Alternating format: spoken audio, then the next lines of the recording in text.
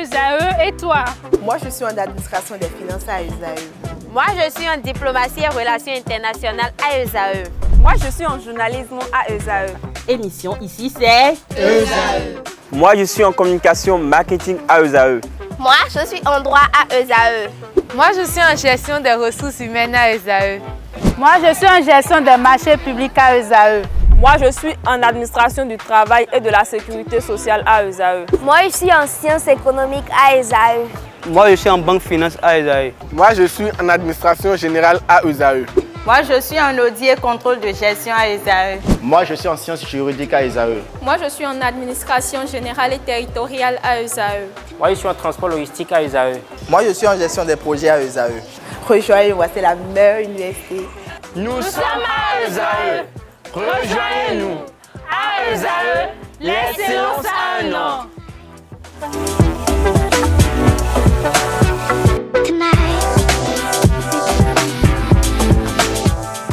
Bonjour à toutes et à tous, bon réveil dominical, bienvenue sur l'invité. L'invité ce dimanche, chers amis internautes, reçoit pour vous Herman Kekere. Il est juriste de formation, titulaire d'un juriste docteur de la faculté de droit de l'Université de Moncton du Nouveau-Brunswick au Canada, acteur de la société civile. Il est le président du conseil d'administration du groupe d'action pour le progrès et la paix, GAP Afrique, une organisation non gouvernementale présente au Bénin, au Togo, au Niger et au Mali, avec des représentations à Paris en France et à Montréal au Canada. Il fut fonctionnaire du ministère de la Justice béninoise. Bonjour à vous, Herman Kekere. Bonjour, Kader. Merci d'avoir accepté l'invitation malgré l'agenda très serré. Oui.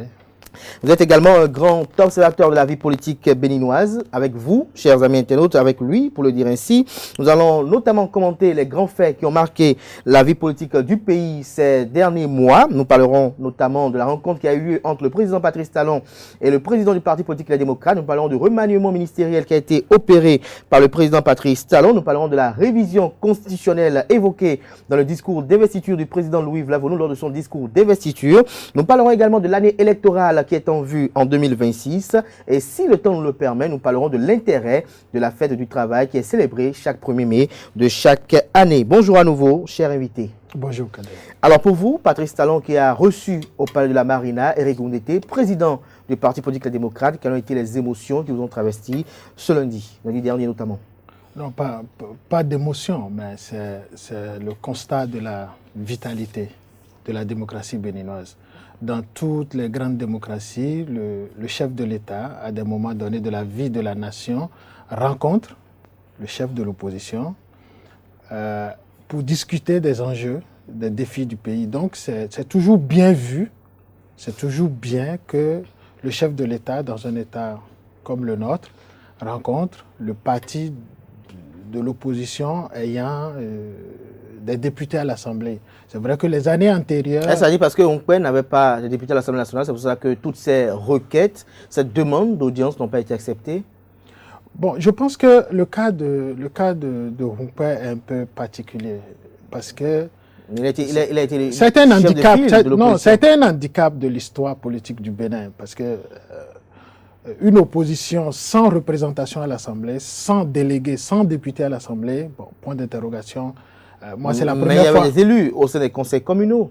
Oui, c'est pourquoi je dis, pour une première fois, le chef de l'opposition, après les réformes du système électoral, on a maintenant à l'Assemblée nationale un chef de l'opposition qui a des députés à l'Assemblée, un parti de l'opposition qui a des députés à l'Assemblée nationale. Alors, revenons à la question, que le chef de l'État rencontre le leader parlementaire de ce groupe politique, c'est toujours bien vu en démocratie. Parce qu'en réalité, on a des adversaires politiques, on n'a pas des ennemis politiques. Et faire partie de l'opposition ne signifie pas qu'on n'est pas béninois. Alors que les deux acteurs s'asseyent pour discuter des défis et des enjeux du pays, c'est toujours bien vu. Moi, personnellement, j'ai connu Éric Ngoundété il y a quelques années. J'étais fonctionnaire au ministère de la Justice. On était en formation à l'ENAM, l'École nationale d'administration et de magistrature. Toutes les fois où moi j'ai échangé avec lui, c'est quelqu'un qui a un sens élevé de la République. C'est quelqu'un, quand vous discutez avec lui, pour la plupart du temps, il est très objectif. Alors, le voir aujourd'hui leader parlementaire de l'opposition, moi je suis très content parce que au moins le débat aura une qualité. Est-ce que le leader parlementaire, lorsqu'on sait que c'est Nourini Achadé qui est le président du groupe parlementaire? Bon, c'est le président du parti. Je suis peut-être un peu influencé par le système anglo-saxon. C'est le speaker de l'opposition, Eric Koundété. De l'opposition ou des démocrates? De l'opposition. Parce que dans le système actuel, le parti de l'opposition, la loi a été claire, c'est-à-dire c'est le parti qui se déclare, on se déclare de l'opposition. Et aujourd'hui, je crois que dans tous les discours du parti Les Démocrates, il est clair que le parti Les Démocrates est un parti de l'opposition. En plus de ça... Les discours de FCBE également, ils disent qu'ils sont de l'opposition. Non, attendez, j'ajoute un élément. Le MPL, le Mouvement Populaire de Libération, la Résistance. Oui, j'ajoute un élément. J'ajoute l'espoir de Kanda Zanaï. J'ajoute un élément. Oui.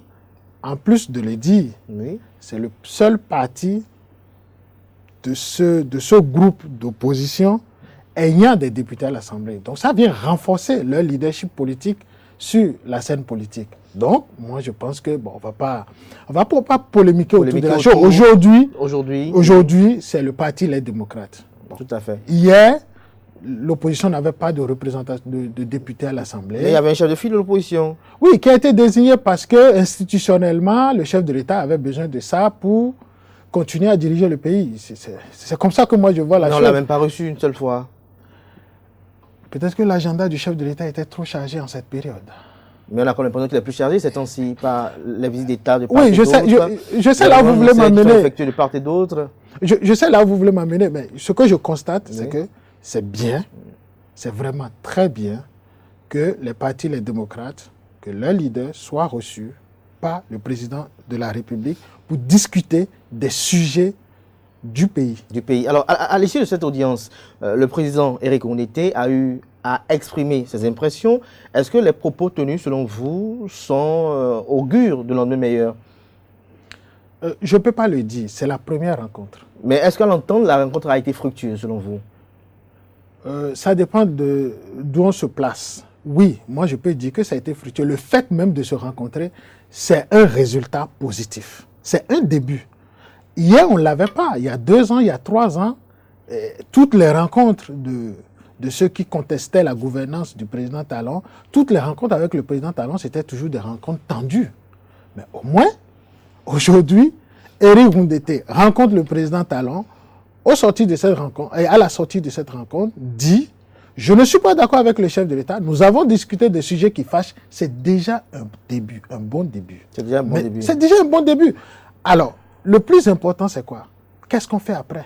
Justement, il faut maintenant que l'opposition travaille à mobiliser au-delà. Parce que c'est ça le but en politique. Comment on fait pour mobiliser au-delà de son espace habituel, pour rallier des positions qui étaient initialement opposées?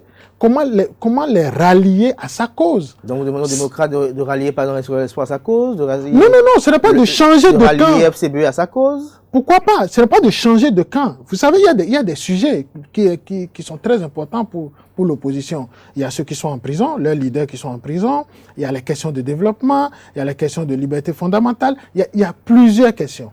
Alors, sur chaque question, comment faire pour ratisser l'âge? On peut ne pas être du même camp et partager la même opinion sur des dossiers donnés. C'est possible en démocratie. Et c'est ça qui fait la grandeur d'une classe politique. On ne peut pas développer un pays en étant chacun dans son couloir. Non. Il peut arriver, sur des sujets donnés, on ratisse l'âge. Même la mouvance. La mouvance, sur des sujets donnés. Je vais vous donner un exemple. La question de l'emploi des jeunes. Oui. Si l'opposition fait une proposition de loi ou bien fait des suggestions, ça peut ratisser l'âge. Et c'est la capacité des acteurs politiques à ratisser l'âge sans se compromettre politiquement. Parce que c'est ça, le défi, c'est aller vers l'autre, son adversaire politique, sans se compromettre. Et avoir une sorte de mobilisation thématique sur des sujets pour faire avancer le pays. Pour faire avancer le pays. Alors, le souci aujourd'hui, permanent des militants de l'opposition, c'est l'obtention de la libération de Riek Yamadougou et de Joël Frédéric Ayvoye. Est-ce que selon vous, à l'issue de cette rencontre-là, lorsque Eric Mutete s'est prononcé sur la question de ces échanges avec le président de la République, est-ce que vous pensez que les lignes ont bougé? Ce qui est sur les lignes vont bouger. Moi, j'ai espoir que les lignes vont bouger. Est-ce que vous pensez que ces lignes vont bouger lorsque on a comme l'impression que la balle est renvoyée au Parlement, mais on a comme l'impression que les députés de les démocrates boudent toute initiative venant de la mouvance présidentielle? Vous savez, le débat n'est plus un débat juridique. C'est devenu un débat politique. Et oui, justement, en politique. Oui, et en politique, les lignes bougent toujours. Si vous prenez M. Patrice Talon en 2016, en 2020, en 2023, ce n'est pas la même personne. Les lignes bougent toujours en politique. Donc les lignes peuvent bouger en 2026, vous êtes en train de prédire? Mais en politique, les lignes bougent toujours. Les lignes ne peuvent pas rester fixes parce que c'est comme l'a dit le chanteur ivoirien. Il n'y a que les imbéciles qui ne changent pas. On peut changer. Donc, c'est la capacité, je reviens à ma phrase, c'est la capacité des acteurs à faire bouger les lignes qui fait d'eux des acteurs politiques. Parce que nous sommes sur le plan des idées, nous sommes sur le plan des opinions, nous sommes sur le plan des convictions. Alors, si M. Kader, on peut faire un débat sur un sujet, au début de la discussion, nous ne partageons pas le même point de vue. Mais au bout de 30 minutes, je peux dire, ah oui, il y a un aspect de votre position que je trouve intéressant. Il y a un autre aspect, on n'est pas d'accord, et vice-versa. Les lignes vont bouger, et c'est justement parce que les lignes bougent que l'honorable Mutete a rencontré le président Talon. Parce que les lignes bougent. Est-ce que c'était faisable hier dans les conditions actuelles, dans les conditions qu'on connaissait? Non. Aujourd'hui, les lignes bougent. Est-ce que les partis, les démocrates étaient à l'Assemblée hier? Non. Le parti est à l'Assemblée aujourd'hui, ça veut dire que les lignes bougent. Les lignes doivent bouger en démocratie. Si vous prenez la position des gens en 90 sur la Constitution du 11 décembre 1990, si vous prenez leur position en l'an 2000, vous prenez leur position en 2020, en 2023, les lignes bougent. Les lignes doivent bouger. Alors, parlant toujours de lignes qui bougent, on peut très rapidement aborder un pan des sujets que nous voulons aborder ce matin.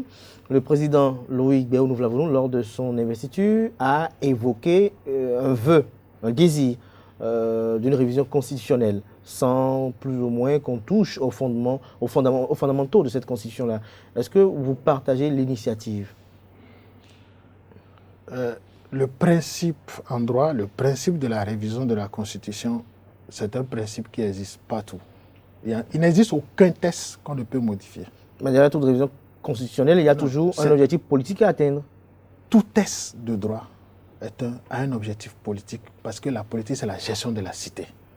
Alors, la Constitution du Bénin, c'est vrai que la virginité de la Constitution du Bénin a été, en griffe, violée depuis la dernière révision. C'est vrai, ça fait un peu mal, mais tout test peut être modifié. Alors, je comprends l'inquiétude. C'est quoi? Quand on touche à la Constitution, tout le monde parle Troisième République, Deuxième République, ou vice-versa. Il ne faut pas que... Vous-même dites tout à l'heure qu'il faut que les lignes bougent. Oui, les lignes vont bouger. Alors, elles peuvent bouger sensiblement positivement, comme sensiblement... Mais c'est au peuple béninois de faire son choix. Alors, quand les lignes vont bouger, quand le président de l'Assemblée nationale, dans son discours, parle de la révision de la Constitution, c'est vrai que dans le subconscient des Béninois, dans le subconscient africain, tout le monde pense, surtout que quand on a un chef d'État qui est à son second mandat, tout le monde pense à un troisième mandat, le risque de troisième mandat, ceci. Mais je vais vous poser une question. Qui vous a dit que le président Talon veut un troisième mandat? Première question. Deuxième question. Bon, j'irai à 3 questions. Deuxième question. Oui. Même si le président Talon est candidat pour un troisième mandat, qui vous dit que le peuple béninois ne pourrait pas choisir une autre personne? On a eu l'exemple au Sénégal, le président Ouad. Le président Ouad a eu un troisième mandat, a eu la possibilité d'être candidat pour la 3e fois, c'est-à-dire ayant fini 2 mandats. Il y a eu une modification de la Constitution qui a créé une nouvelle république. La Cour constitutionnelle du Sénégal a constaté une 3e république. Le président Ouad a été candidat. Il a été battu. Mais est-ce que vous ne pensez... Oui, mais est-ce que vous ne pensez pas que nos modèles démocratiques sont géniteurs de ce fléau de 3e mandat? Selon moi, oui. c'est l'insécurité juridique qui entoure les fonctions politiques et l'incapacité de la société à assurer une vraie reddition des comptes qui fait que l'homme politique ne veut pas lâcher. Il veut toujours continuer dans la position d'invulnérabilité. Alors, quand vous parlez du troisième mandat, ce n'est pas le troisième mandat le problème. Selon moi, au Bénin, la question du troisième mandat est réglée. Et je doute fort. Je doute fort. En le disant... Mais en politique, la ligne bouge. Oui, en le disant, je pense au père fondateur du Bénin. Je doute fort qu'un président au Bénin veuille faire un troisième mandat. Ok, mais ce n'est pas exclu. Vouloir faire un troisième mandat et faire un troisième mandat, c'est deux choses différentes.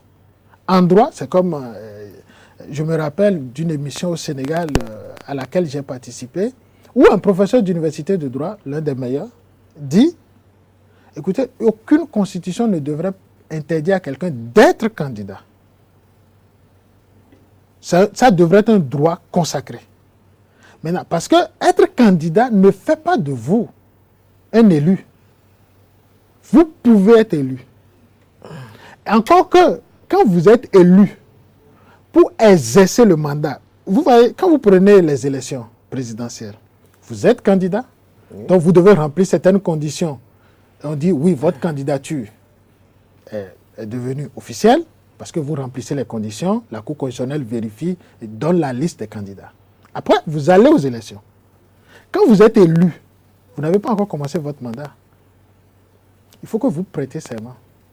Si entre l'élection et votre prestation de serment, on arrive à prouver que vous ne pouvez plus exercer un troisième mandat, alors vous n'allez pas l'exercer.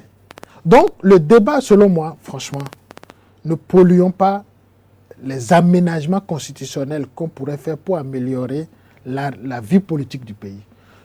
Chaque fois qu'on parle de la révision de la Constitution, on pense au troisième mandat. Moi, je n'ai pas envie d'y penser parce que pour moi, la question est définitivement réglée. Alors, la question qu'il faut se poser, pourquoi veut-on toucher, je crois après 2 ans ou 3 ans, à la Constitution?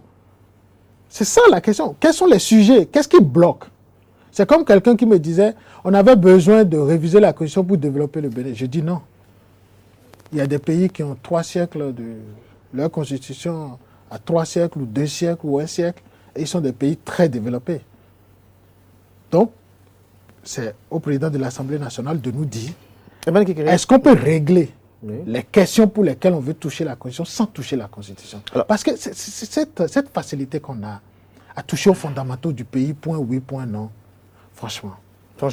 Alors, lorsque nous parlons de troisième mandat, une digression positive, bien évidemment, est-ce que vous ne pensez pas que cela survient parce que nous avons des institutions qui sont malléables, à telle enseigne qu'aux yeux des populations, elles ne sont pas véritablement crédibles, parfois?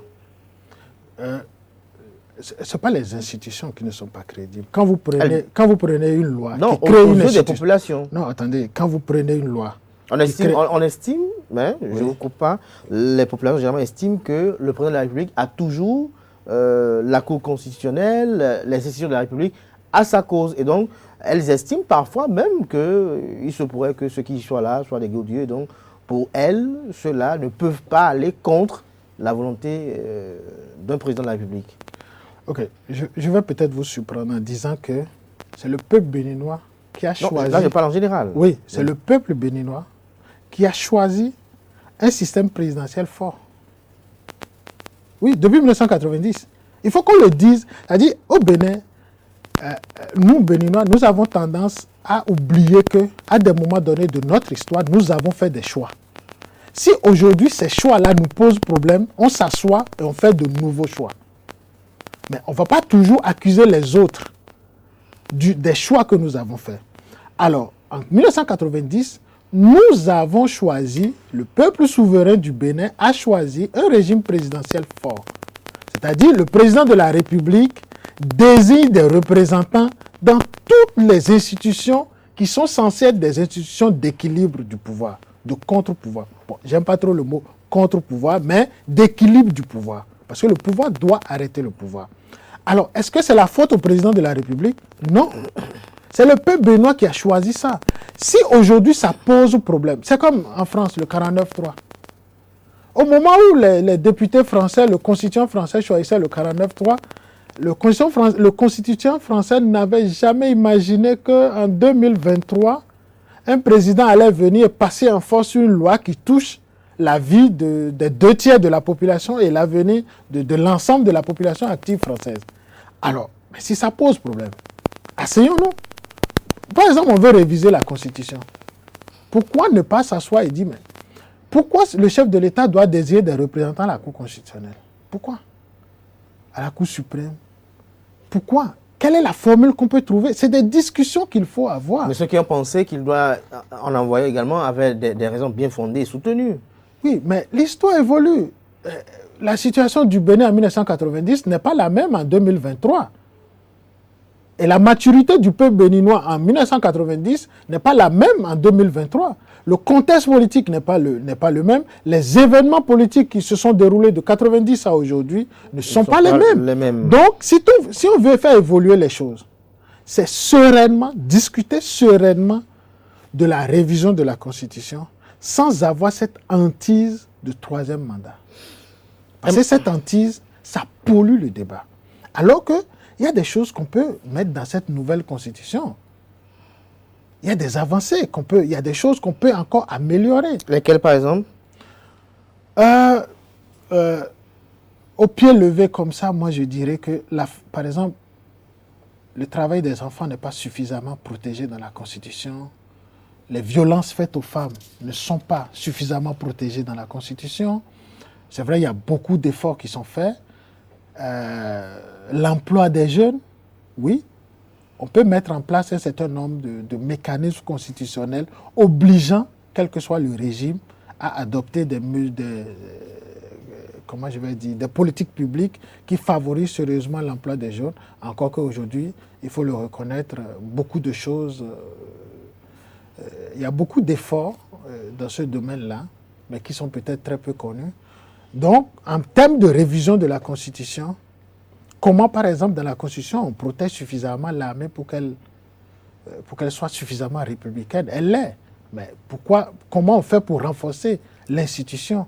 Quand, par exemple, dans la Constitution, on dit « vous pouvez refuser un ordre manifestement illégal ». Bon. Vous savez, tout est dans les interprétations. Donc, pour vous, il faut quand même une relative profonde. Oui, voilà. Il faut qu'on aille sur des aspects qui protègent beaucoup plus. Mais lorsque vous parlez de la femme, depuis avril 2016, c'est la palissade, la volonté du président Patrice Talon à promouvoir la jeune féminine. Nous avons l'Institut national de la femme qui a été restructuré. Nous avons des dispositions qui ont été incluses dans la loi électorale afin de favoriser au moins 24 femmes au Parlement. Nous avons une vice-présidente qui est une femme. Nous avons des femmes au gouvernement. Nous voyons un peu comme le chef d'État s'obstine, malgré les contraintes politiques, à quand même promouvoir la femme. Est-ce que vous pensez que ce n'est pas assez? Ce n'est jamais assez. Mais est-ce qu'un effort a été fait? Non, attendez. Est-ce que vous reconnaissez l'effort? Non, vous n'allez pas m'amener. Non, vous n'allez pas m'amener sur. C'est le saupoudrage politique. Non, je ne dirais pas ça. Je dis tant qu'il a rien n'a été fait. Non, tant qu'il a encore des choses à faire, c'est qu'il faut continuer, il faut encourager les efforts. Oui, mais quelle est votre appréciation de ce qui a été fait? Ce qui a été fait, avant de donner mon opinion sur ça, je tiens à partager quelque chose avec vous. Aujourd'hui, celle qui dirige, Maître Bokwe Nyakadia, qui dirige l'Institut national de la femme, c'est l'une des rares nominations pour lesquelles j'ai toujours dit, et j'ai dit même à des amis défenseurs des droits de l'homme, c'est la meilleure personne à la bonne place. Il n'y a pas mieux, en tout cas, selon moi, actuellement. Dans la galaxie des organisations de la société civile défendant les causes de la femme, en termes de compétences, aujourd'hui, je peux dire que c'est le meilleur choix. Mais quand on a fini de dire ça, il y a des défis. Lesquels? Aujourd'hui, quand une femme est violentée par son homme, quelle est la solution? La solution, c'est que la femme va sortir de la maison, oui, avec les enfants, probablement, C'est la femme qui va chercher là où elle va rester, de quoi elle va survivre avec ses enfants. La question est de savoir pourquoi doit-on continuer à renforcer la vulnérabilité de la femme. Pourquoi ne mettons-nous pas en place un mécanisme, et tout à l'heure je vais vous donner un exemple très concret, pourquoi ne mettons-nous pas en place un mécanisme qui permet de protéger la femme, victime, aujourd'hui on ne parle plus de victime, mais de survivante des violences, de telle sorte que l'auteur des violences, c'est lui qui devient, c'est lui qu'on fragilise en le sortant de l'espace de la femme. Aujourd'hui, un homme gifle sa femme, lui brise le bras. Oui, c'est la femme qui ira au commissariat, c'est la femme qui va se plaindre, c'est la femme qui va chercher un toit pour ses enfants. Et pendant ce temps, le mec, il est chez lui, tranquille, tout peinard, en attendant l'interpellation de la police et une procédure. Alors, les hommes que je donne souvent, il y a des solutions. Ailleurs, très rapidement. Oui, ailleurs, par exemple, vous violentez votre femme, vous sortez. L'État vous met dehors. Et c'est la femme qui reste à la maison avec les enfants. Quand on va, et je vous dis, les statistiques étaient claires. La ville, bon, je ne vais pas citer le pays ni la ville, mais il y a une ville occidentale qui l'a pratiquée. Les violences faites aux femmes ont chuté de 72% en 4 ans. Je vous dis 72%. Parce que l'homme sait que quand il touche sa femme, c'est lui qui est dehors. C'est la première personne qu'on met dehors. Donc, aujourd'hui, il y a des... on peut, si vous voulez, organiser une discussion sur ça où on peut faire des propositions. Je crois que ça c'est une thématique assez vaste. Oui, très vaste, où on peut faire des propositions pour que l'Institut national pour la femme, de la femme arrive à mettre sur la table, que ce soit des députés ou du gouvernement, des solutions pratiques, des mécanismes à mettre en place pour mieux protéger la femme. Pour mieux protéger la femme. Alors nous allons revenir à ce sujet-là qui nous réunit ce matin. Le remaniement ministériel effectué par Patrice Talon, quelle est votre appréciation? Ben, c'est son droit. C'est son droit, mais Patrice Talon qui aurait dit il y a quelques jours plus tôt qu'on ne change pas une équipe qui gagne, et quelques jours après, il fait un remaniement sans occulter quand même tout ce qu'on a eu à entendre de part et d'autre de dames rumeurs sur le départ de Séverin Quenom du gouvernement. Qu'est-ce que vous pensez de tout ceci? Bon, d'abord, j'ai dit, c'est de la prérogative du chef de l'État de changer son gouvernement, de le modifier, de le remanier à sa guise. La Constitution ne lui fait pas obligation de s'expliquer sur ça. Tout à fait. La seule formalité, c'est de saisir le bureau de l'Assemblée nationale. Alors, dès que cette formalité-là est faite, c'est que tout le reste peut évoluer. Alors, le chef de l'État a dit tout récemment, on ne change pas une équipe qui gagne. Et malgré ça, un mois après, quelques semaines plus tard, vous savez, gérer un pays, c'est très complexe. Et tout à l'heure, on parlait des lignes qui bougent. Voilà un exemple. Il y a un mois auparavant, le chef de l'État dit, pourquoi je vais changer mon équipe puisque c'est une équipe qui gagne? Un mois plus tard, pour des raisons qu'on ne saurait savoir, qu'on ne saurait connaître, puisque le chef de l'État n'a pas l'obligation de se justifier sur le remaniement, le chef de l'État change 2-3 de ses ministres. Tout ce que moi je trouve, mon opinion, c'est de dire aux autres qui sont encore là, ça peut changer à tout moment. Mais est-ce que les modifications opérées, selon vous, paraissent pertinentes pour plus d'efficacité de performance? Il faut remarquer que depuis 2016, le président Talon fait quand même l'effort. C'est l'un des présidents qui a maintenu stabilité gouvernementale. Moi, depuis 1990, je pense que c'est le record. C'est le record en termes de stabilité gouvernementale. Et ça a deux atouts. Le premier atout, quand vous maintenez cette stabilité gouvernementale, le suivi et évaluation des politiques publiques est beaucoup plus facile. Parce que quand vous changez un ministre, tous les 6 mois ou bien tous les 12 mois, l'approche peut changer. Le ministre va dire, laissez-moi le temps de prendre connaissance des dossiers et autres. Par exemple, nous, acteurs de la société civile, quand vous faites un plaidoyer sur un sujet donné, vous rencontrez le ministre, vous présentez vos arguments pour qu'on change peut-être tel aspect d'une loi ou tel autre. Si 6 mois après, supposons que ce ministre est très favorable à vos arguments, 6 mois après on le change, 12 mois après, vous retournez vous voyez un nouveau ministre, il faut reprendre le plaidoyer. Ce nouveau ministre peut dire non, moi c'est un sujet qui ne m'intéresse pas, c'est pas ma priorité, c'est pas la priorité du chef de l'État, moi j'irai dans tel sens. Donc, en termes de la stabilité gouvernementale permet un meilleur suivi et évaluation. Ce qui aujourd'hui, ça permet aussi à l'opposition d'avoir un fil conducteur en termes d'appréciation des actions du gouvernement. Un ministère ou bien le chef de l'État ne peut pas dire « Oh, c'est parce qu'on a changé le ministre, l'approche a changé, non, attendez. » Non, il y a des ministres qui sont là depuis 7 ans. Donc, les actions qui sont posées, on peut dire, ce sont des actions dans la durée. Mais est-ce que ce que vous dites là, lorsque l'on maintient quelqu'un à un poste comme ministre du gouvernement, avec tous les privilèges que cela donne et autres, est-ce que le fait de le maintenir sur une longue durée ne le rend pas dans l'immobilisme à un moment donné? Moi, je ne vois pas de l'immobilisme. On peut tout reprocher au président Talon, sauf l'inaction. Ils sont rompus à la tâche en raison de la rigueur de Patrice Talon, en raison de... Non, pas nécessairement de la rigueur de Patrice Talon. C'est-à-dire, ils sont maintenus au poste. Ce qu'on remarque, c'est quoi? Que ce soit dans le bon ou le mauvais sens, il y a des actions qui sont menées. On peut ne pas être d'accord, mais il y a des actions qui sont menées. Et ces actions, moi je pense que la qualité de ces actions-là dépend, ou bien le fait que le gouvernement ait connu cette stabilité a permis certaines qualités d'action dans certains domaines. Dans certains domaines. Alors un secrétariat à l'énergie, pour vous? Il n'y a pas de développement sans énergie. Oui. Il n'y a pas de... C'est nécessaire. C'est indispensable. Non, je ne dis pas le secrétariat, je ne parle pas du secrétariat, je dis par exemple le domaine. Non, je parle du secrétariat. Alors maintenant, le secrétariat, ça veut dire qu'à un moment donné, le chef de l'État, vous savez, c'est comme vous avez une entreprise portuaire par exemple. Alors, vous constatez que en matière de santé-sécurité de vos employés, il y a un problème.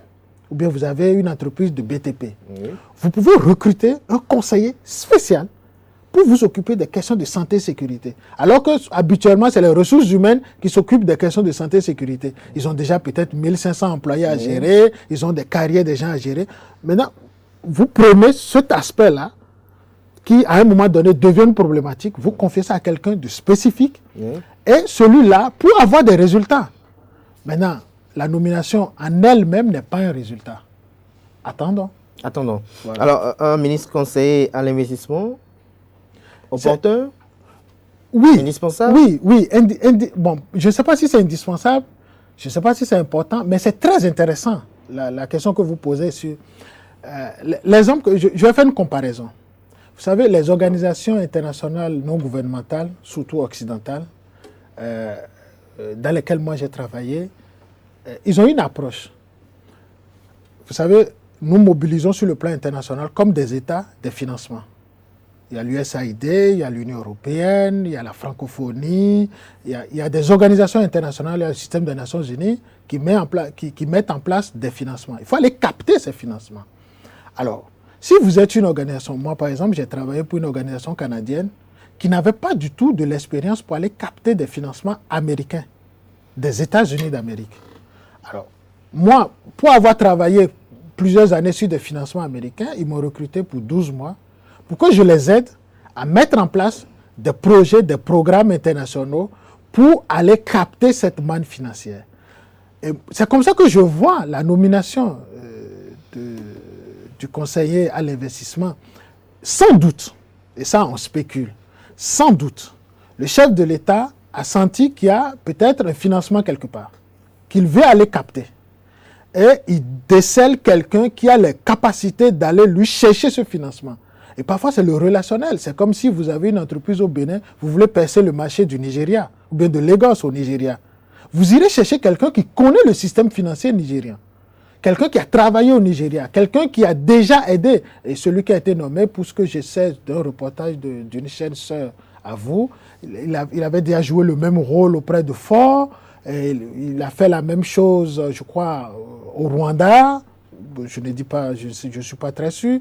Mais c'est quelqu'un qui a travaillé dans le monde de la banque des affaires en France, Société Générale en France. Après, c'est pour dire, ok, la nomination, elle est intéressante, Les résultats, attendons de voir. Ce qui est sûr, moi je dis, cette technique, on n'a pas vu plusieurs, comment on appelle, gouvernants aller dans ce sens. Aller dans ce sens-là. Voilà. Alors, Herman Kekere, pour toujours progresser dans cet entretien, parce que le temps qui nous était parti est assez court.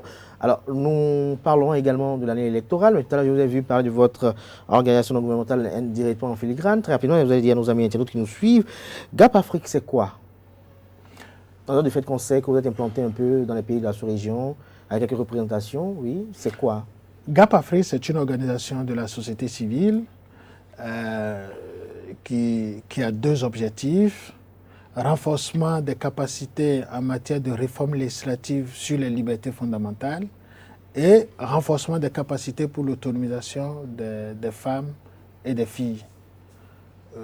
Au Bénin, je crois, le dernier projet qu'on a exécuté ces 12 derniers mois, pour lequel c'est l'occasion pour moi de remercier Esaïe TV qui, pendant 12 mois, nous a accompagnés en matière de communication sur ce projet. C'est l'autonomisation des femmes dans les communes de Bonou, Adjoum et Dambo, où on a sélectionné une centaine de femmes que nous avons formées sur diverses thématiques, à qui nous avons offert du matériel de travail, c'est-à-dire du matériel de couture et de coiffure, et nous les suivons pour la rentabilité de leur activité. Nous intervenons aussi au Mali, où nous venons de démarrer un projet de 2 ans sur aussi l'autonomisation des jeunes filles, c'est-à-dire on est en train de sélectionner une 50aine de filles. Nous allons financer leur formation sur des métiers habituellement destinés aux hommes.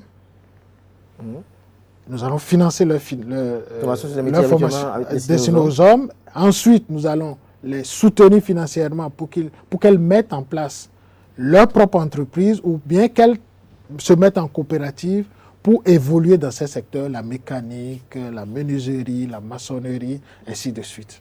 Donc voilà à peu près. Et en matière de réforme législative, les années antérieures, on a fait beaucoup d'activités avec la Cour suprême, parce que n'oubliez pas que la Cour suprême a un volet de conseil juridique de l'État béninois, c'est-à-dire les lois, quand on dit les projets de loi passent par la Cour suprême, où la Cour suprême donne son avis. Donc il y avait un certain nombre de lois, notamment sur la liberté d'association, et nous avons beaucoup travaillé avec la Cour suprême, avec les anciens députés.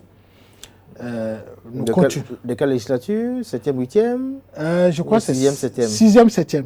6e, 7e. Sur la loi 1901, ça fait son petit bonhomme de chemin. Nous sommes toujours disponibles à accompagner, que ce soit des structures étatiques, que ce soit les organisations de la société civile, pour que ces réformes législatives soient conformes aux normes internationales. Alors, très rapidement, 2 petites thématiques avant de boucler cet entretien. 2026, c'est l'année électorale. Pour vous, quel est l'intérêt d'avoir une année électorale? Bon, personnellement, c'est quelque chose... moi, je ne partage pas ce choix fait par le Bénin depuis les dernières réformes constitutionnelles pour avoir, c'est-à-dire on nous conduit à une année électorale. Je comprends les éléments pour lesquels, les raisons pour lesquelles le gouvernement a fait cette option. Mais moi, démocrate à fond, c'est-à-dire les partis, les démocrates? Non, démocrate, c'est-à-dire convaincu du régime, voilà, du régime démocratique. Je ne pense pas que ça soit une meilleure option. Pourquoi? Pour moi, on élit le président de la République. 2 ans après, on évalue politiquement son action en allant aux législatives. Pour moi, les élections législatives qui venaient à mi-mandat du pouvoir exécutif, c'est-à-dire de l'élection présidentielle, du mandat présidentiel, ça permettait au peuple de se prononcer sur les 2 ans de gouvernance du président qu'ils ont élu. Mais là, maintenant, bon, on aura le boulevard pour 4 ans ou bien 5 ans. C'est très intéressant. C'est un choix économiquement rentable. C'est pourquoi j'ai dit tout à l'heure, je comprends les raisons pour lesquelles le gouvernement a fait ce choix. Espérons qu'on mette en place d'autres mécanismes. Parce que le problème, c'est quoi? Qu'est-ce qu'on veut?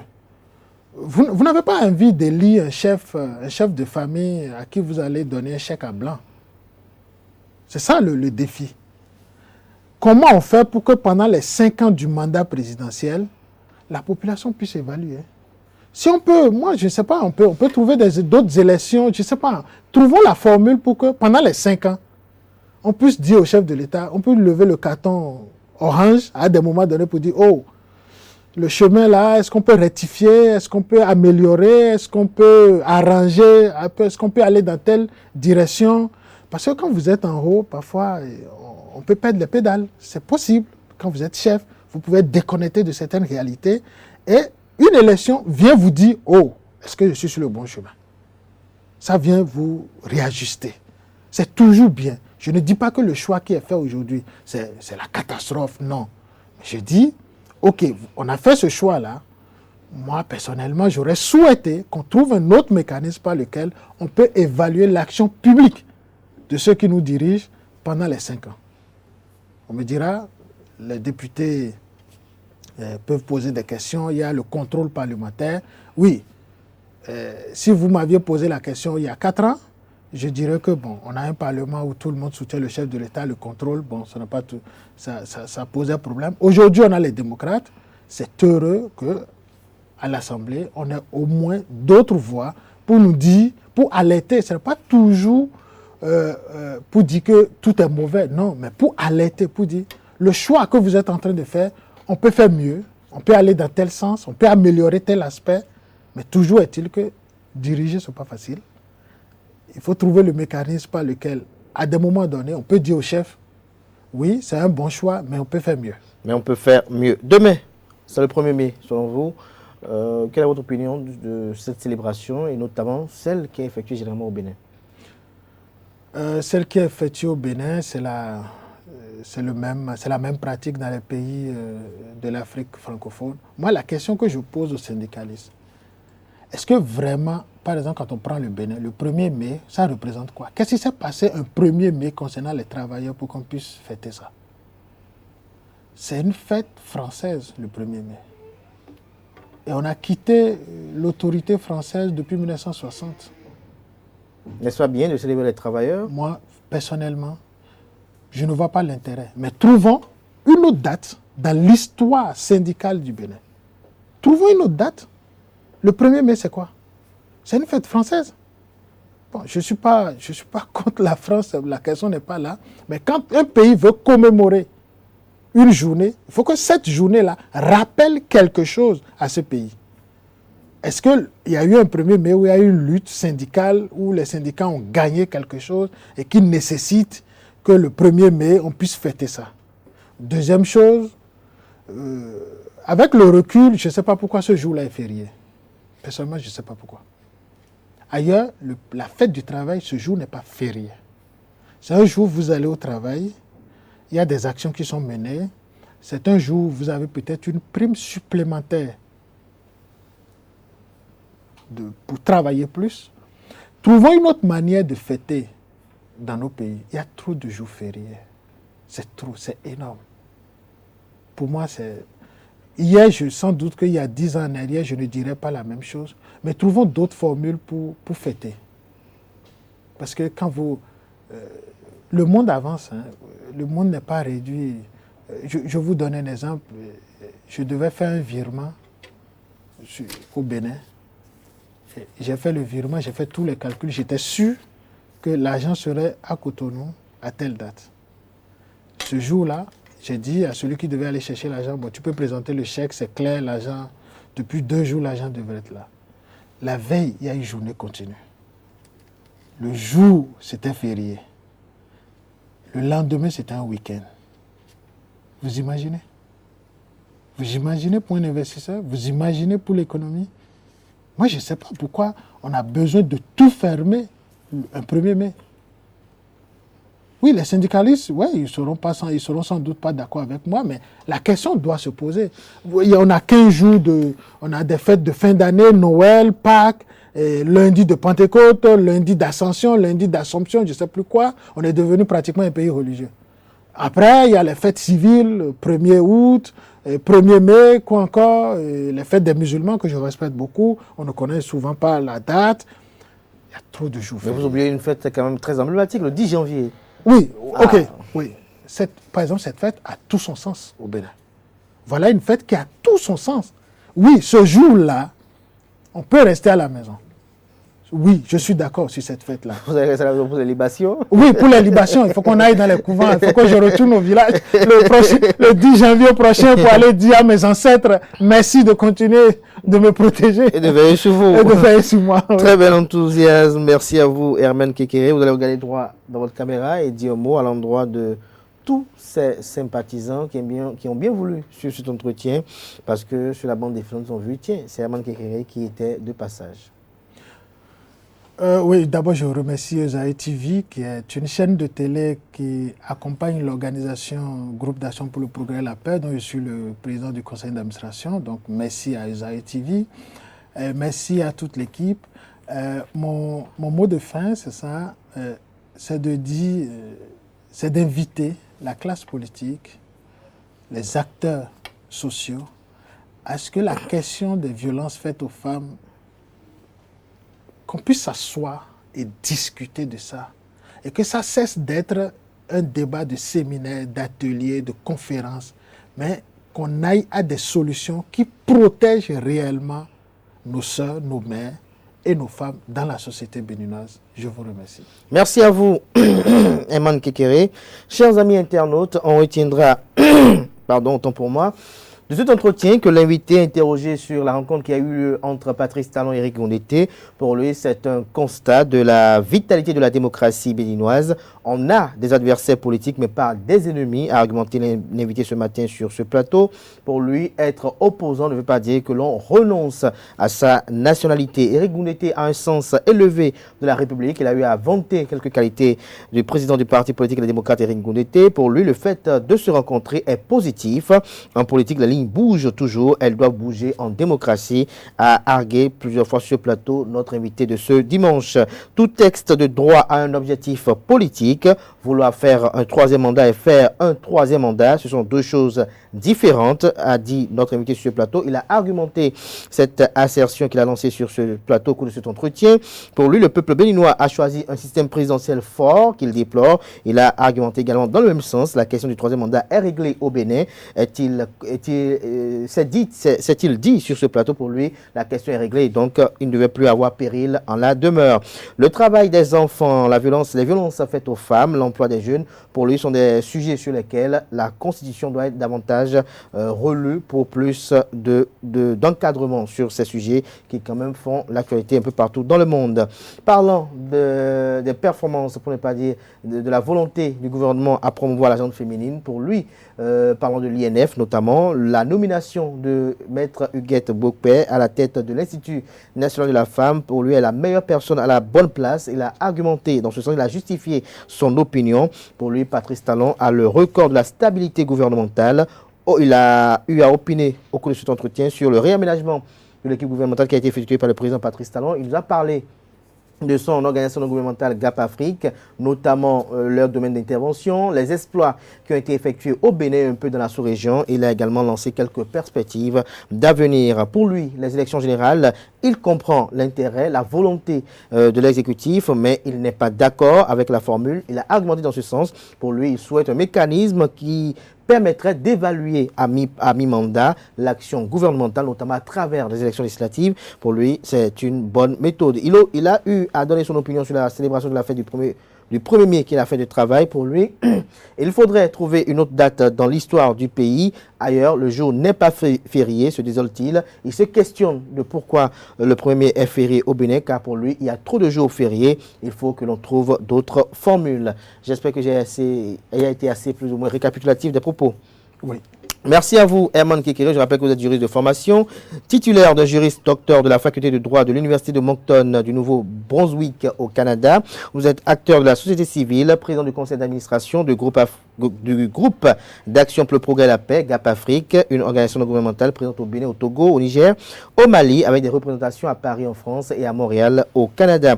Vous avez été fonctionnaire du ministère de la Justice au Bénin, bien évidemment. Oui. Merci à vous, Herman Kekere. J'espère qu'on vous reverra encore incessamment dans les jours à venir. Merci également à vous, chers amis internautes. Bonne suite de programme sur Ezaïe TV. Bon week-end et belle fête de travail à tout un chacun.